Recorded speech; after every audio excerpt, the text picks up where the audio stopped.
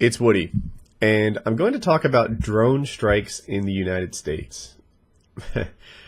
For reasons I can hardly fathom, it's a big topic of debate right now. Whether or not the President of the United States should be able to kill U.S. citizens on U.S. soil with drone strikes. You think to yourself, like, oh yeah, it's good or it's bad, and it's bad. I'm going to lay out why. As far as, is this a real thing or not? They're making a big thing out of it. They've asked the Attorney General. The Attorney General is like the United States' top lawmaker and law interpreter, and he said this: "It is possible, I suppose, to imagine an extraordinary circumstance in which it would be necessary and appropriate under the Constitution and applicable laws of the United States for the President to authorize the military to use lethal force within the territory of the United States." This was in response to asking, is it okay to kill U.S. citizens with drone strikes?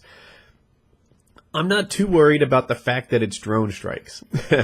I'm worried about the fact that we're now thinking it is okay for the president to authorize the killing of U.S. citizens. This is a death penalty without trial, and it is completely inappropriate.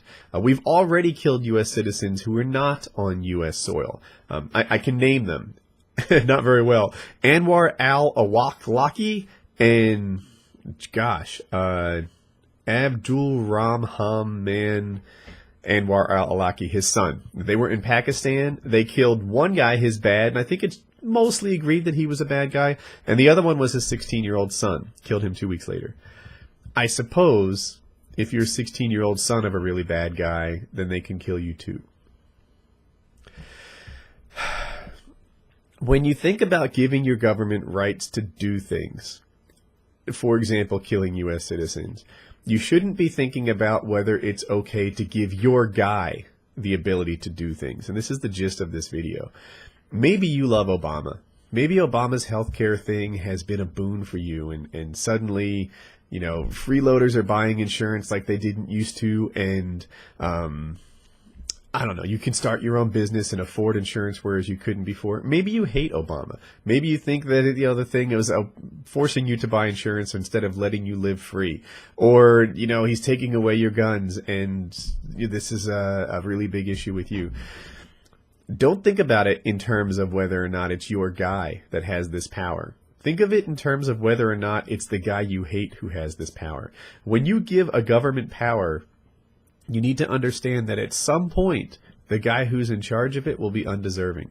At some point, we're going to elect somebody who is a gigantic mistake. And when that guy has the right to just sort of kill U.S. citizens without giving them a trial, to do drone strikes, I recognize how convenient it is for them. And I recognize that probably when they're setting up this law, a guy like Obama might say, yeah, but dude, I'm not going to kill anyone that doesn't need killing.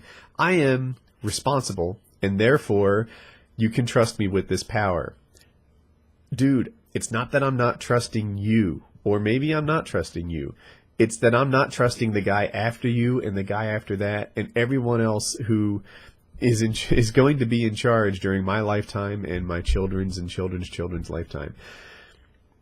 That's the issue that we're dealing with here. When you see someone give a government a power that is too strong, don't ask yourself if you trust your government with it. Ask yourself if you trust your future governments with it. Because at some point, it's going to go too far.